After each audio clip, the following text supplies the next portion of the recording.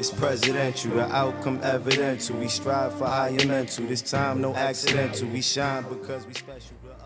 Your boy is an author family. What a beautiful day to kick the show off and let y'all know about the book Grateful, right?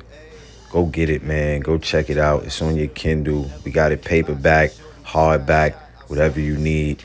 This is my first book as an author. I'm proud of myself. I'm proud of everybody that's supporting, man. Let's go. Beautiful day. Or maybe this one, it ain't meant for Hey you. man, shout outs to I Am Mastery Academy. That's the academy that's teaching people how to learn and earn on the go, teaching people how to invest and be on the right side of money. Shout outs to Doc Spills and all the educators over there that's teaching people, whether it's levels, colors, harmonics, with simply teaching people how to learn and invest. And you can just match your colors. That's what we learned from day one.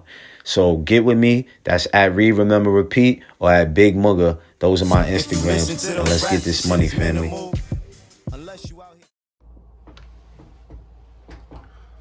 Welcome, gang, to a fresh Monday. Another new day for us to get some more knowledge in. Read, Remember, Repeat, the livest reading show on the planet. Know what I mean? It's your host with the most. Know what I mean? How y'all feeling today? I hope today is a wonderful morning. I hope your day was better than yesterday. We are looking for readers at Read, Remember, Repeat. So if you guys don't mind volunteering a little bit of your time just to get some knowledge to somebody else that possibly might not know about it, hit me up, DM me. Let's get something going, man. Join the Read, Remember, Repeat umbrella. You know what I mean? Hustle harder, hustle smarter is where we left off. Can't wait to jump into another book, man. But let's get this one done, man. We on page 181, going to 248. Let's go. The Bearsville Boot Camp. Roughly 2 hours north of New York City, just outside of the town of Woodstock, near the home of the famous music festival of the same name, you'll find the Bearsville Studio. The recording studio, which kind of reminds me of a barn, was founded in 1969 by Albert Grossman, a legendary music industry promoter. Grossman is best known for once being Bob Dylan's manager, as well as the man who guided the career of Janis Joplin and folk stars like Peter, Paul, and Mary. Grossman's dream was to build a studio in a rustic setting close to New York City where rock artists could escape the noise and distractions of the city. For many years, the studio was considered one of the finest rock and roll music recording studios in the country. In 2000, Grossman was long gone, though his wife, Sandy, still ran the place. But he and Dylan were replaced by another type of artist, New York City rappers. Responding to the same impulse that had motivated Grossman over 30 years earlier, the hip-hop production team, the Trackmasters, had decided to rent Bearsville out for 3 months. The duo, comprised of producers Tone and Polk, took over the studios and then invited a mixture of established and unknown rappers and producers to travel up to Woodstock and record with them. There wouldn't be any clubs to go to or entourages hanging around. It was basically a hip-hop boot camp where the only agenda was music, and more music. Here's how I wound up there with them. One day I saw Corey Rooney, a producer and songwriter from Sony, and Marky D from the Fat Boys at my neighborhood barbershop. I had just finished a demo tape, so I asked Corey if I could play it for them. Corey said, okay, then led us to his black convertible 500 SL Benz, parked out in front, and we all piled into the car to listen. A couple of seconds into the first song, Corey's phone rang and he picked it up. I didn't like that. He kept talking through the second song. Meanwhile, Marky seemed disinterested. After a few more songs, Corey turned to Marky and said, I don't know, what you think, man? It's cool, replied Marky, but I'd already seen enough. I knew I was nobody to give nobody to them, but I wasn't going to sit there and be disrespected. Give me my tape back. I growled, popping the demo out of the stereo. Y'all old school. I grabbed my tape and jumped out of the ride. It was pretty brash. Some might even say stupid way to treat two industry veterans. I figured I'd never hear from them again. Then a few days later, I got word that they were looking for me. It turns out Corey had been listening. Guess he was a good multitasker after all, and had passed along the tape to Tone and Pope. They liked what they heard. Corey told me over the phone and wanted me to come upstate to work on some new music with them. I was excited. They liked my music, but it also sounded like a setup. I just insulted these two, and now they wanted me to take a ride upstate with them. Seemed like a trip I might not never come back from. I was torn. My street instincts were on a high alert, but Tone and Pope were respected producers who had a string of hits with Nas, Will Smith, and R. Kelly. I really wanted to work with them. I invited Corey and Marky to come back by the barbershop so I could take their temperature before committing to anything. When they pulled up, they didn't seem pissed. In fact, they seemed really eager for me to come upstate with them. My instincts told me I'd be safe. I packed a small bag and took off with them that afternoon. Stay tuned, family. We're going to drop y'all with some sauce real quick. Y'all know what's going on. Let's go. Reading has helped me kind of get away from the game a little bit. LeBron James has been taking an unusual approach to improving his playoff numbers. James, turnaround jumper, drills it. He is knocking down everything. This is an incredible performance. At shoot-arounds, he's often got a book. At his locker pregame, while he's icing postgame, on the training table, always with a book. It's the first time I've really done it. I haven't read this much, I guess it's probably since I was in high school. You know, so much of our life is consumed with basketball, and sometimes it's, good just to get your mind away from it, do something else, and then when it's time to get back on the court, you come back and get ready to play. He's taking on a little Tolstoy right now. War and Peace? Not yet. But James' reading list has been varied.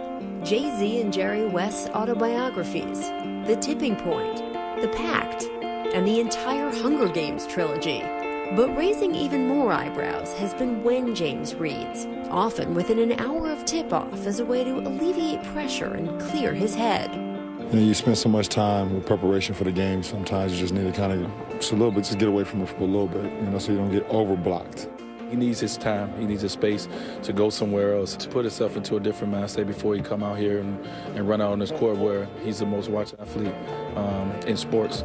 I don't care if you, put together a Lego building of the Capitol Dome to get ready for a game. As long as you go out and score 40, like that guy can, by all means do it. James fires a three. Bang!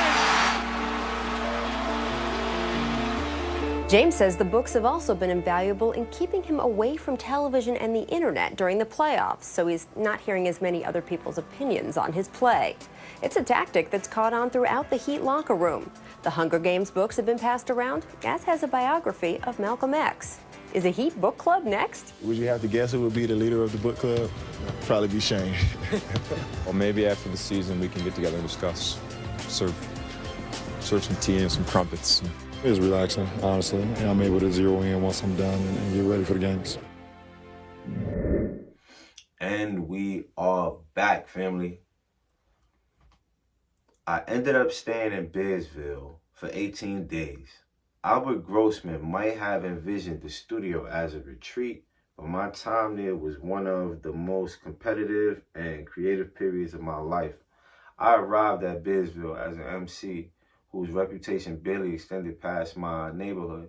Suddenly I found myself surrounded by some real industry heavy hitters, not just Tone and Pope, but established producers like LES, Al West, Kirk Gowdy, as well. Pros who really knew their way around a studio and made beats to the highest standard. There were also rappers there like Nori, Slick Rick, and later Nas, who were already very established in the culture. It would have been very easy, even understandable for me to be intimidated by the environment at Bearsville. I was far away from home in some studio out in the middle of the woods. Most of the other artists there were way ahead of me in terms of success. A lot of rappers in my situation would have looked around, gotten unnerved, and taking the first bus home, fled back to the safety of their neighborhood instead of subjecting themselves to the intensity of being locked in a building with their competition for 2 weeks. I wasn't going anywhere. Bearsville was like heaven to me. I loved that we were in the middle of nowhere and there was nothing else to focus on except the music. I was completely locked in. I wasn't the most polished rapper there or the best lyricist, but I always determined no one there was going to outwork me. Other guys might start their day hungover or sitting in their rooms getting high, but I didn't hear those sorts of distractions. Once I woke up, the only thing I was doing was going for a jog in the woods. Then it was time to hit the studio. I usually be the first one there. Once checked in, I go from room to room asking each producer to let me hear the latest beat they were working on. Once I listen to it a couple of times, I go sit down in the corner somewhere and try to write a verse for it. Once I finish, I go back to the studio and ask the producer if I could record whatever I had come up with. It was a very tough crowd to impress, but I was determined to stand out. I wanted to hear someone say, nah, he's got some shit. Every time I finish a verse, I was a total beast, day in and day out. It got to the point where I had to spit verses on every track Tone and Pope had come up with, and I still wanted more. I ended up rhyming over unfinished tracks, basically just drums, because my creative juices were flowing so strongly and I was overflowing with material.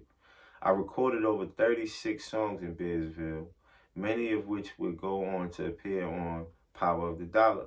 I come into the boot camp a relative unknown, confident in my ability, but also unsure about where I stood as an MC. After those 18 days, I knew damn sure that I belonged. It is extremely powerful to meet your competition head on and walk away from the confrontation knowing you have what it takes. That confidence stays with you for a long time. My time in Bearsville left me with more than enough material for what was supposed to be my debut on Columbia. We submitted the music, and the label gave me a release date. I started preparing for what I knew was going to be a major launch.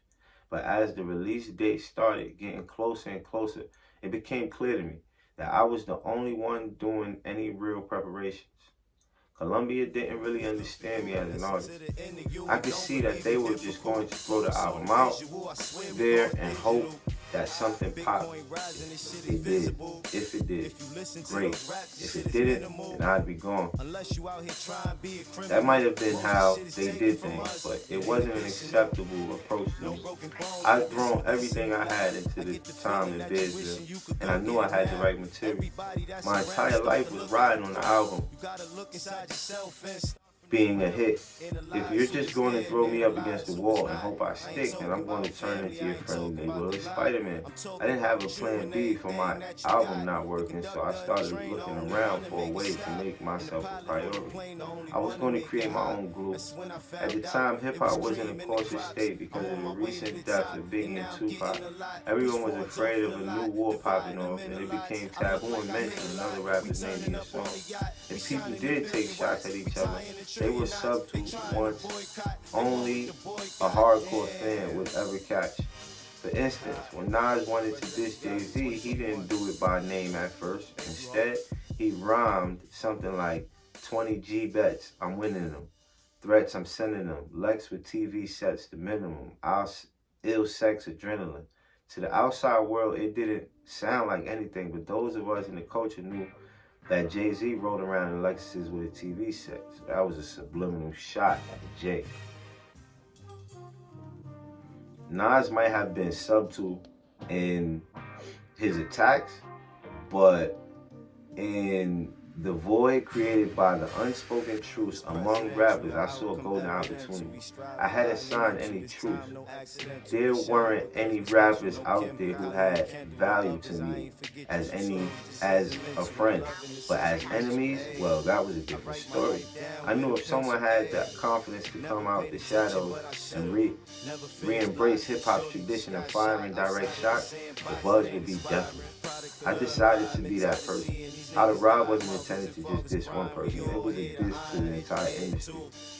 It was as if I was saying, if none of y'all want to be my friend, then we're all going to be enemies. I let almost everyone have it. Jay-Z, Wu-Tang, Big Pun, Missy Elliott, Will Smith, Jada Pinkett, Slick Rick, DMX, Bobby Brown, and Whitney Houston all got called out by name. In order to signal that I was only interested in competition, not real hostility. We doing a line. I've been scheming Tone and Pope since they found me, directed against the Trackmasters too, just to show that even my guys weren't above me a bit. Then we added the mad rapper in the chorus saying, this ain't serious, being broke can make it delirious to bring a little levity to the situation. Family, that is my time with y'all right now. Remember, repeat, y'all know what it is. This is the loudest radio show on the planet. I don't know any radio show better. You already know, let's go. I'm talking about you and everything that you got. The conductor of the train, the only one to make it stop. And the pilot on the plane, the only one to make it hop. That's when I found out it was cream in the crops. I'm on my way to the top, and now I'm getting a lot. Push foreigns off of the lot, dividing them into lots. I look like I hit